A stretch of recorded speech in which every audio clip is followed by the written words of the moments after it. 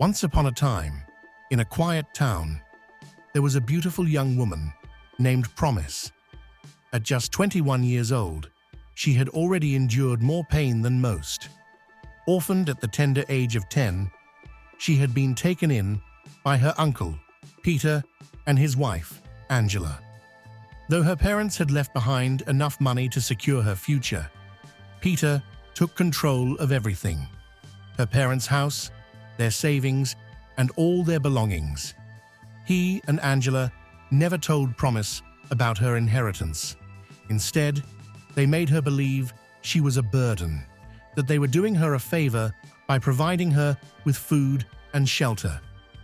Peter and Angela mistreated Promise constantly. They yelled at her for the smallest mistakes, made her do all the housework, and barely provided her with decent clothing. She longed for love, for kindness, for the warmth of a real home. But she found none in Peter and Angela's house. As Promise turned 18, Angela began to scheme. She wanted to marry Promise off to a wealthy man. "We can't keep feeding her for nothing," Angela told Peter one night. "She's young and beautiful. We can find a rich man to marry her and make money from it." Peter agreed without hesitation. One day, Angela approached a wealthy widower, Mr. Jonas. He was a regular customer at her fruit stand, and she knew he had more money than he knew what to do with. "I have a daughter," Angela lied, smiling sweetly. "She is a good, well-behaved girl. I want her to have a secure future. If you marry her, I'll know she's in safe hands." Mr. Jonas raised an eyebrow. "Your daughter?" He had never seen Angela with a child before. "How old is she?" "She just turned 21, Angela said quickly. "She's beautiful, respectful, and will make a good wife." Mr. Jonas was suspicious. "Why are you so eager to marry her off?" Angela laughed nervously. "Times are hard, sir. A mother wants what's best for her child." Mr. Jonas sensed the desperation in her voice. He knew that if he refused, Angela might sell the girl off to someone worse. He decided to agree, not for Angela's sake, but to protect the girl. "All right," he said. "I'll marry her." Angela nearly jumped with excitement. She rushed home and told Peter the good news.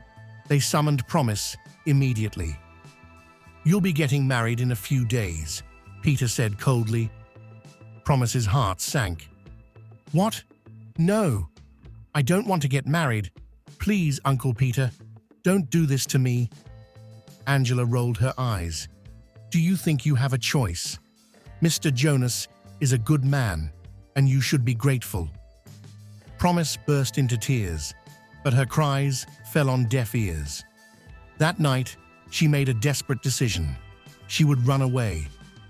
Early the next morning, she packed her few belongings and tried to sneak out, but Angela was waiting for her. "Where do you think you're going?" she sneered. "You think you can just walk out? You belong to Mr. Jonas now." Promise sobbed. "Please, Auntie Angela, don't do this to me. I don't want to marry him." Angela folded her arms. "You have no choice. Mr. Jonas has already paid your bride price. Go back inside and get ready." The next day, Angela took Promise to Mr. Jonas's mansion. The sight of the grand estate stunned Promise. She had never seen anything so magnificent. Still, her heart was heavy. Mr. Jonas welcomed them warmly.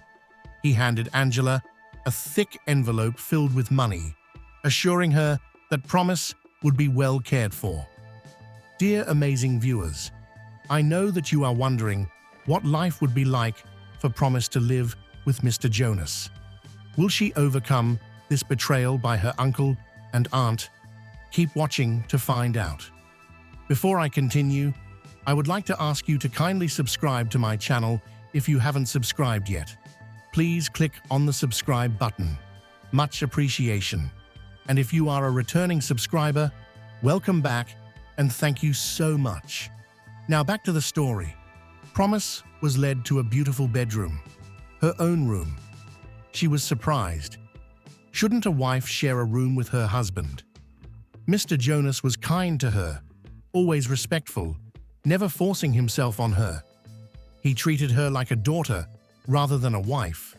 He even hired someone to teach her how to drive and enrolled her in a private university. Promise was surprised that Mr. Jonas gave her his credit card to buy whatever she wanted.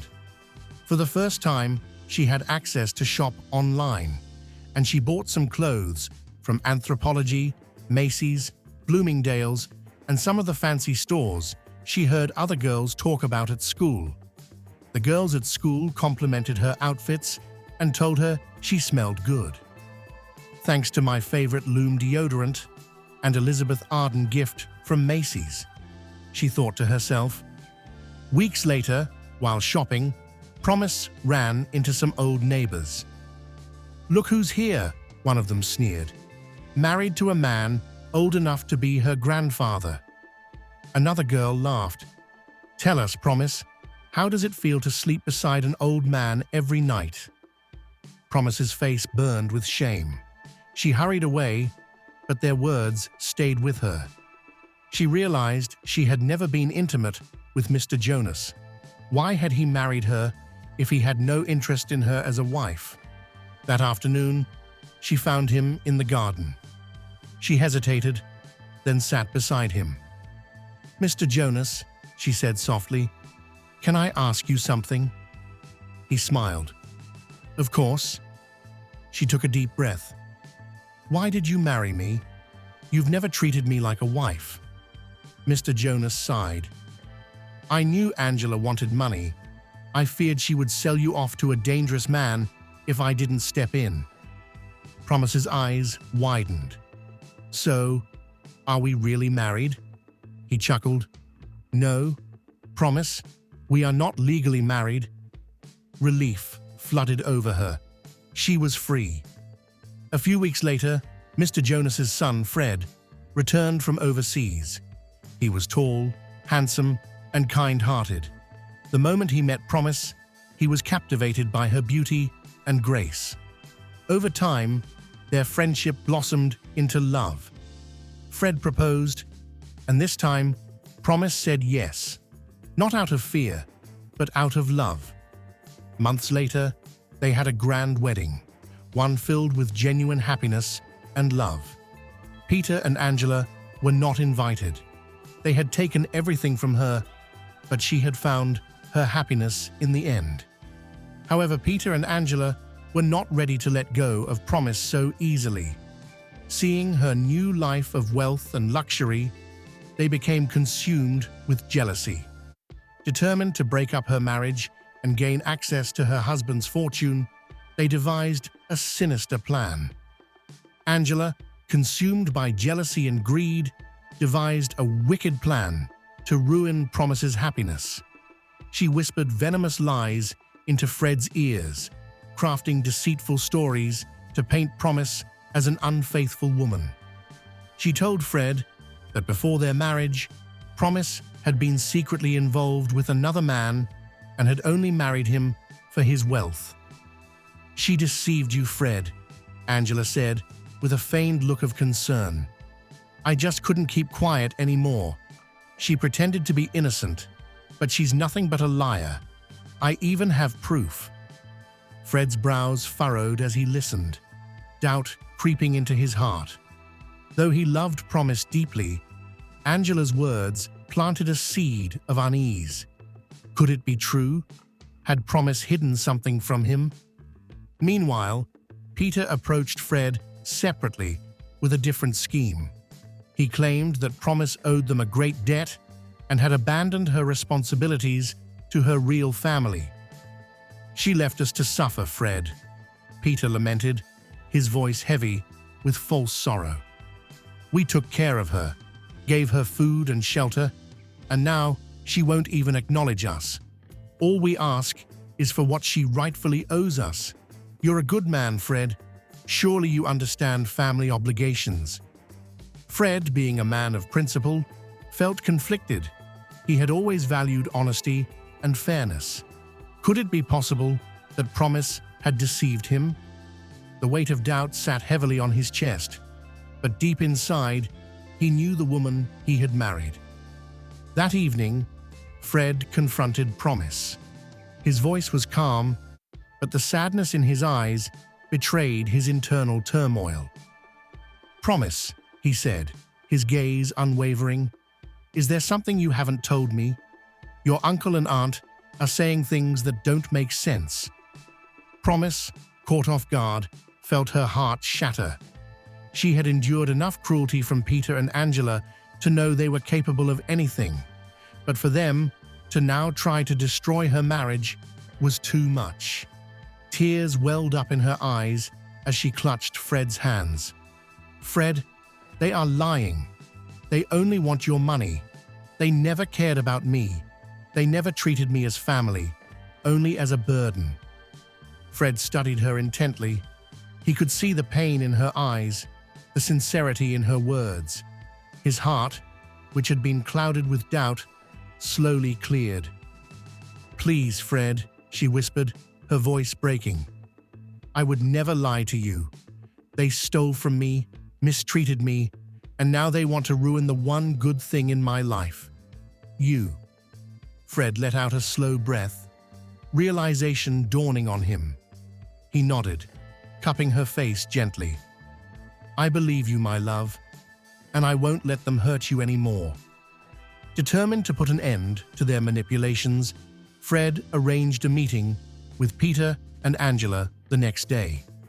When they arrived at his office, expecting to manipulate him further, Fred met them with an icy stare. "I know the truth," he said coldly. "You tried to poison my mind against my wife. You spread lies and sought to exploit my kindness. But you failed." Angela's face paled. "Fred, we were only looking out for you." "No," Fred cut her off. "You were looking out for yourselves. You are greedy, manipulative, and cruel." Peter's jaw tightened. "We raised her. Doesn't that count for something?" Fred's expression hardened. "Number you stole from her. You treated her like a servant. You sold her off to an old man for money. You never loved her." The room fell silent. Peter and Angela had no defense left. Humiliated and defeated, they realized that they had lost. From that day on, Fred cut them off permanently. He refused to let them interfere in their lives any longer. Promise and Fred moved forward, stronger than ever. Together, they built a life filled with love and trust, proving that true happiness could never be stolen by lies. And as Peter and Angela were left with nothing but their own greed, Promise finally felt free from the shackles of her painful past. Before you watch the next video, kindly subscribe to my channel if you haven't subscribed yet. Please click on the subscribe button and like this video. Be a part of my channel's growth by clicking on the next video on the screen and drop a comment to let me know what you think about the story. Thank you for watching. Much appreciation. Much appreciation.